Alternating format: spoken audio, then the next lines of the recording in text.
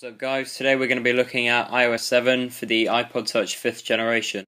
We've managed to get ourselves a copy of the beta version of the newly released software update.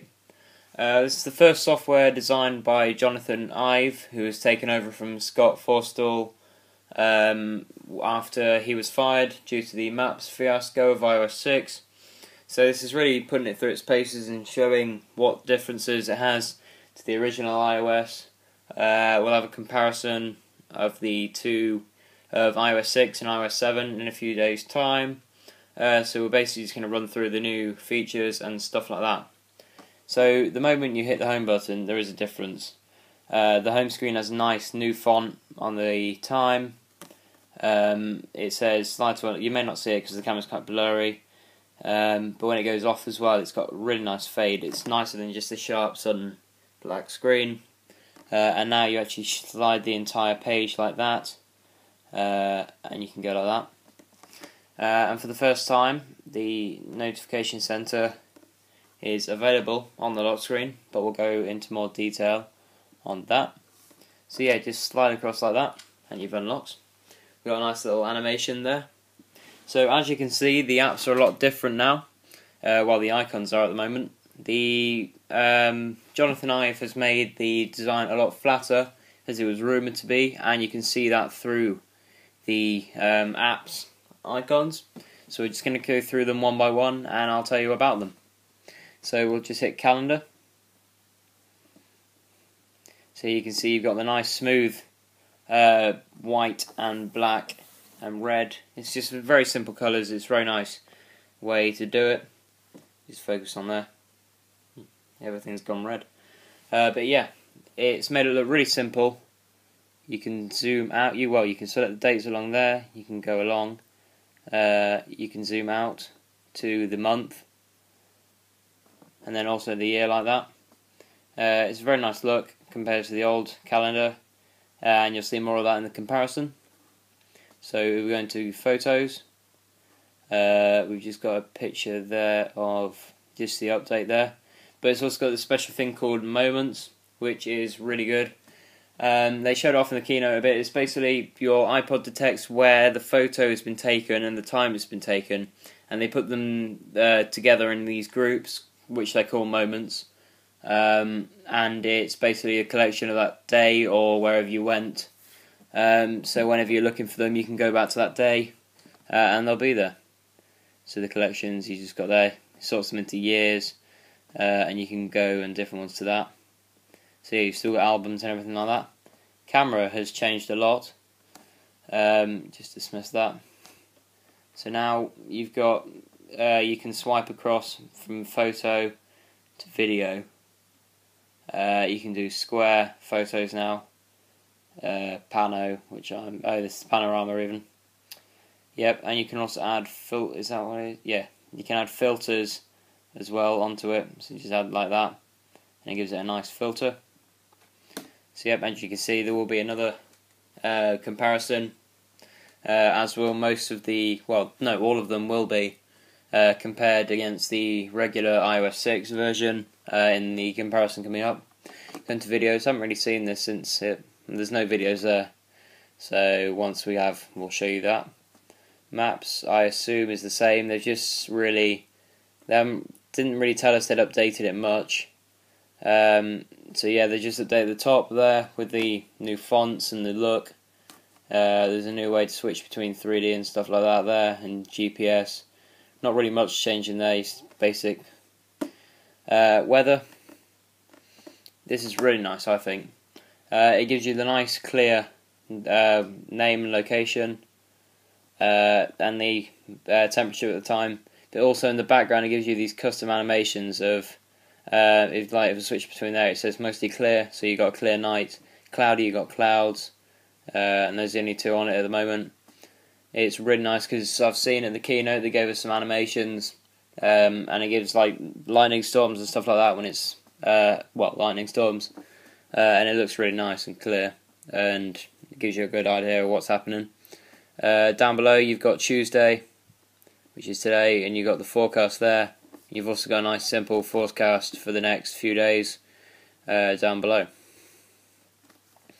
Passbook, it's an app I don't really use, but yeah, it's just, I haven't set it up yet, but it's basically just got the new fonts and layout and stuff like that. Notes, haven't really seen this either yet, it's the first time I've been into it. Hit new, and it's basically a white canvas. As you can see, the keyboard has changed colour, it's a nice grey and white now, still got the voice dictation. But as you can't see it on here, but normally the back of the keyboard is kind of transparent. So when you scroll down this picture, you actually get a sense of layers. They stress that quite a lot in the keynote. The sense of layers in this new OS, and that reflects with the notification center as well. So we'll go on to reminders. Yep. So you just got a nice simple way there. You don't have to change it at all. It's changed a lot since the last one. We had to go into the individual ones. It hasn't got that horrible leathery kind of detail around the edges, which is a lot nicer, I think. It made it look a lot cleaner. Clock. You just got the wall clock there, where you add them down and down there. Alarm, stopwatch, that looks pretty nice. I like the text as well. And timer is basically the same. Stocks, it's just a nice black, white and red contrasting. Looks really nice. Newsstand, I'm not sure about this as well, I haven't got anything in it, but it will essentially be like the old newsstand. You get all your stuff in the right place that you want it, and stuff like that. iTunes and App Store, I think they're the same. They look different now, but they're essentially the same. There is a new feature on the App Store, I think it's called Apps Near Me, and it takes your location and picks up the apps that are most useful for your current surroundings. Say you're at a football game, at a stadium, it'll give you travel, live updates and stuff like that. Game Center, they've taken away that green filter around the edge and replaced it with a really nice new logo. And you got to sign in your Apple ID for that, so I'll do that later on. Settings, I really like this now. They've taken away all that horrible background and everything, and they've just made a really nice clean blue and white just section here. It's nice and organised and stuff like that. Utilities, we're not going to go much into this, it's just a few colour changes. The folders are nice though, you can now get unlimited pages in your folders, and it brings up a full screen folder instead of that horrible little box that just pops up and moves all the other apps out of the way. And FaceTime, that's different now. I haven't been on it yet, but yeah, it's just got your contacts and everything like that. So messages, there's no message on here, but now with the messages, they come up in little bubbles, really nice. Well, not really nice, but just the same. It's hard to describe. They just come up in kind of playful little bubbles, and as you scroll in, they kind of bounce, and it gives it a whole kind of playful look. With your messaging, emails, it's sorted nice and cleanly. It's white and black, gives it a nice simple look. Haven't set it up yet. Safari. This is nice. If you scroll, when you're on a web page, you see if Google loads with my really poor signal. Gives you a top hits now and stuff like that. So if you go to Google, it should do while scrolling like that. So it gets away the top bar like that there. If you can see at the top, it shrinks. And normally, if you're on a main page, the bottom bar will go down as well to give you a nice full screen view. And music, this was a really important thing for Apple. They've introduced iRadio. It's not in this build yet, but it will be when it's finally released. They've just got these nice little bits along the bottom. I'm not sure what that song is doing there. So yeah, you just got the new little panels and stuff. So yeah, it's really nice, I think, at the moment.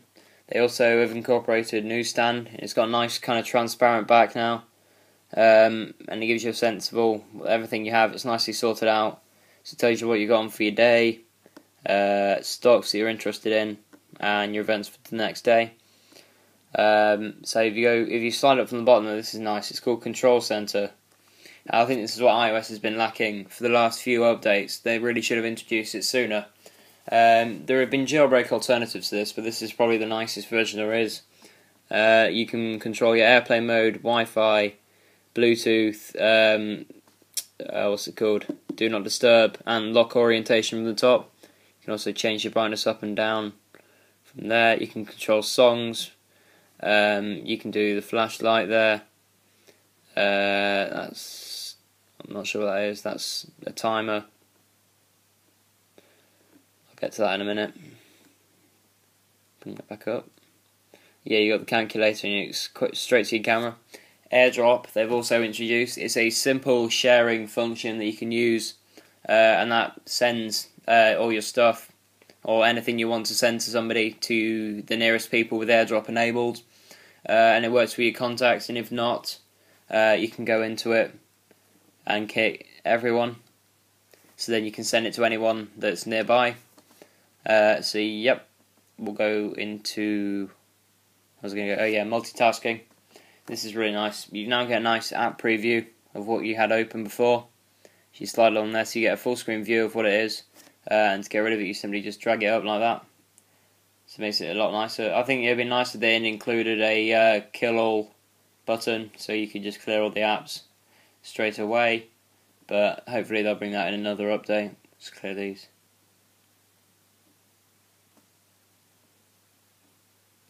There we go. So go back to that. So yeah, it's a really nice new design. There is also a very nice feature I find. You may not be able to see it with this camera, but if you look at the background, it goes. Yeah, I don't think you can see it.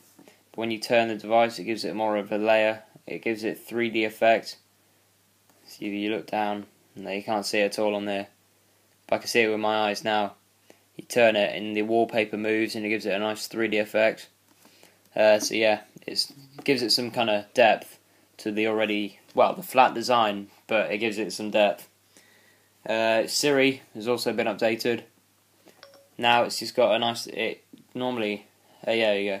It's got the little voice wave down the bottom. It's been updated with high definition voices, and they're bringing a lot more out for that soon.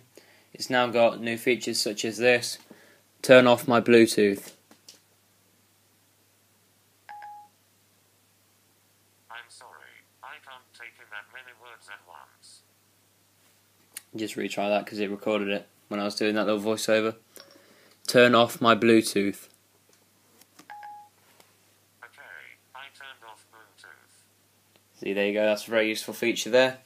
It's been lacking that since Siri's announcement with the iPhone 4S, but now they're starting to incorporate these kind of new things. I think it's really nice.